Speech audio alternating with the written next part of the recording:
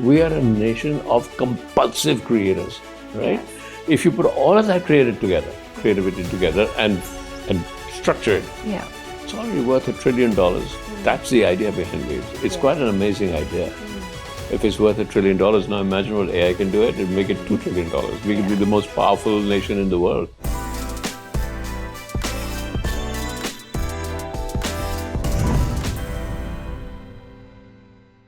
Hello and welcome to Money TV. We're in the episode of Podcast with Industry Experts. It's an education series where we bring you some of the top thought leaders that are shaping and paving the way for the future of India. Today we have a guest with us who needs little or no introduction whatsoever. A legendary filmmaker who's also a global thought leader. I'm talking about Mr. Shekhar Kapur. Thank you so very much for taking time out and being with us. We want to talk about how we're seeing AI integrate its way into filmmaking and the creative space and how we can prepare the next generation for AI. And speaking of preparedness, it looks like you were prepared way back in 2018. I remember your blog on artificial intelligence and randomness. What did I say? What prompted your thoughts back then? Can you tell us a little bit more about what you had, said in terms of your predictions when no one was talking about it? Well, randomness has been all creativity arises from randomness. Sure. As much as we try and say we know what we're doing, that's just an illusion. Actually, it arises out of chaos, and randomness is where the real creativity arises. I think that I actually saw artificial intelligence coming in a lot because it's not something new. In fact, the technology is not that new. But what is new is the very pace that it is taking over. I don't know whether I talked about the pace, but today, artificial intelligence it's pace for most people, the change of AI would be like chaos. But it is actually not. It's not chaos, it's just a change at an unprecedented pace. Yes. So while you and I have just talked, right, AI has changed. By the time you finish and I go out, AI has changed. And it's changed everybody's lives like that. And would you believe it, this very interview is actually going to be translated into 8 languages using AI with voice cloning and lip syncing. And that's just one example of how it's really reshaping media. Wait a minute, you don't like my voice? No, your voice, different languages. Oh, that's great. Isn't that amazing? So, and I want to talk about the role of AI in spheres that are creative, writing, editing, directing. How do you see it changing the creative landscape? 2 things. It depends on how you use that. Like, I'm already making a big international film in AI. I've started. The results I get in 3 days would have taken me 6 months. Wow. Of him. I'm starting a school here in Dharwik for kids and teaching 11, 12-year-old slum kids filmmaking in AI. So all they need to know is the art of prompting. And some kid, by the time they're 15, will make the next avatar at 1,000th of the cost. So AI is actually the most democratic technology we've ever had. And people are wrong. With Sam Altman and all these guys keep talking about $1 trillion. They're just scaring us, right? We in India know how to do things cheap. I mean, we could put a Mars rover at the cost that they can make, less than the cost of making a film on Mars. So we'll find a way. But the real growth of AI is going to be from the bottom of the pyramid. Because that's where people need it. And people keep talking about jobs. I really wonder, when you walk down, and people serving, waiters, everything, ask them, do you like your job? And they'll say no. You give them AI, they have an opportunity to discover themselves. And in discovering themselves, they will find new ways of living, new ways of creating.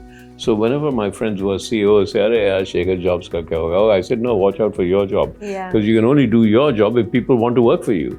The moment they have AI, they'll have multiple ways of discovering and exploring themselves.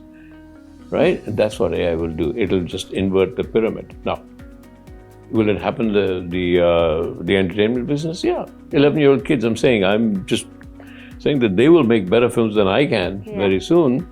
There's this thing about, when you heard of a film called Mr. India, right?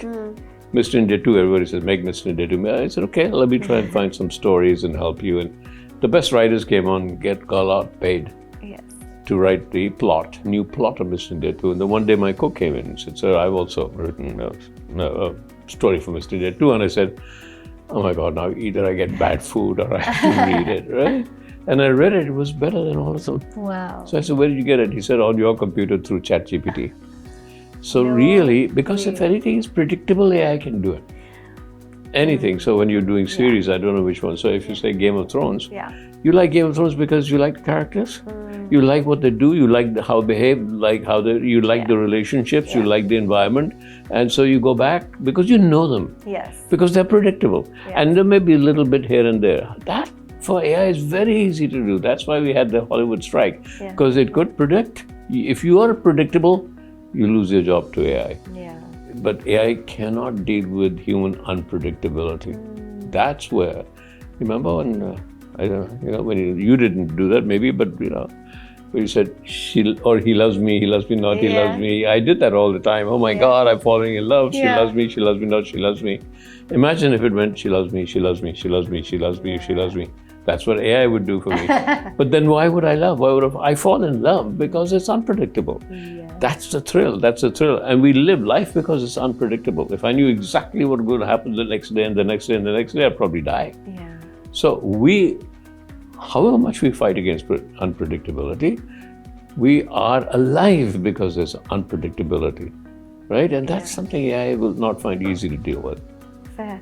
But you've given such an interesting response, I guess, to a certain extent to the people who say, oh, AI is going to thwart creativity. We won't be able to think for ourselves. It's going to take my job.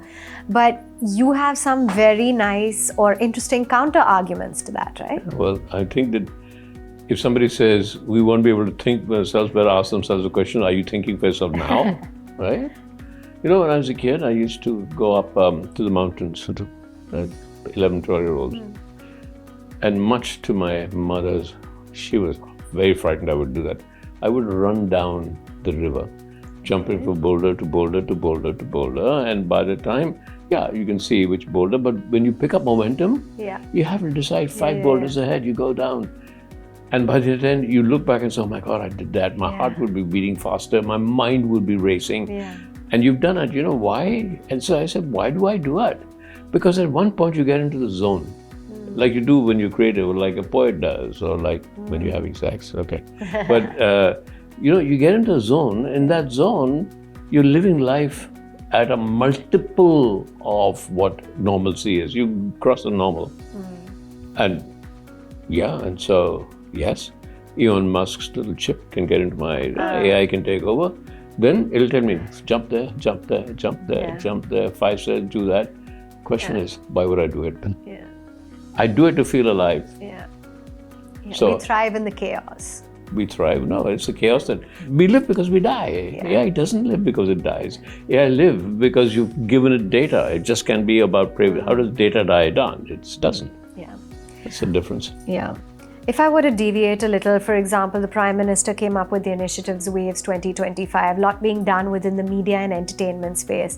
How have you looked at India's progress? India is like, I'm a filmmaker. Everybody knows I'm a filmmaker. I walk into a lift and suddenly I hear that the lift man is singing a song. Right? People are constantly telling stories. In South India, the girl is taught how to dance and sing, and then when the guy comes, then after she's married, she can't do it anymore. We are a nation of compulsive creators, right? If you put all of that creativity together and structure it, it's already worth $1 trillion. That's the idea behind Waves. It's quite an amazing idea. If it's worth $1 trillion, now imagine what AI can do it. It'd make it $2 trillion. We could be the most powerful nation in the world just through the idea of creativity.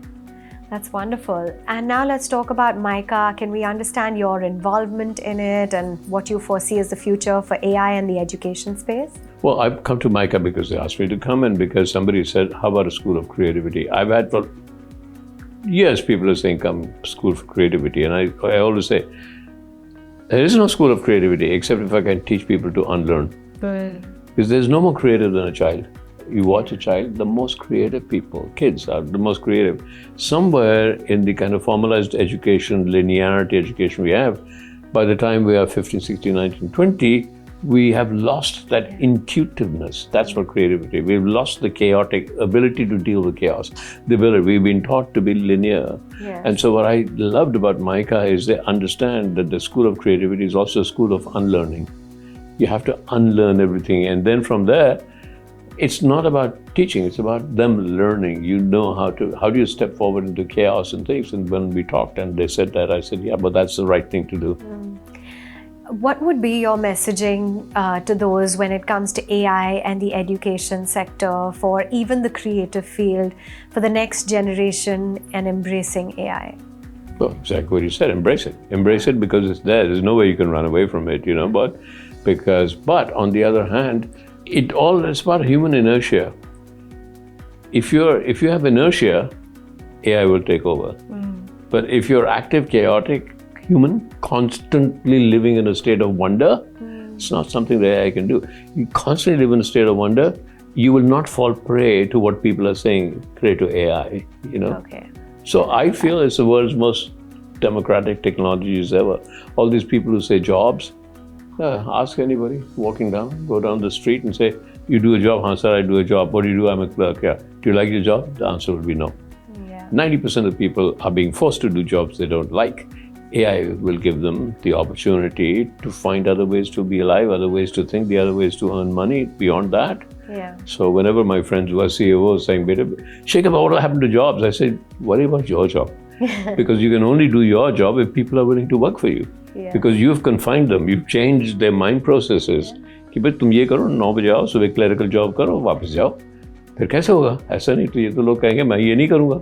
So करूँगी. Yeah, very true. So what are keeping your creative juices flowing at this age? What's keeping you so motivated, active, and on your toes? You're such an inspiration. What's wrong with my age? It's like, okay. No, there's so much we don't know. People ask me, I said, look, I just stay in a state of wonder and curiosity. There's so much around me that I don't know. I'm constantly wondering. So I walk with all the gurus, then I question them, then every now and again I'll take off time and I'll go jump off a mountain. What do the gurus say? They all have their own way of saying it, right? I have to have my own way because then they change my point of view. Okay. Then I find my own point of view, but there are no solutions. Okay. Life is about, get too philosophical, but you know what? It's like... Why not? Well, it's to dissolve yourself. Meera Meera's love for Krishna was she dissolved herself into Krishna. Okay. You dissolve yourself, and that's a very, very tough thing to do, is to dissolve yourself in the idea of life.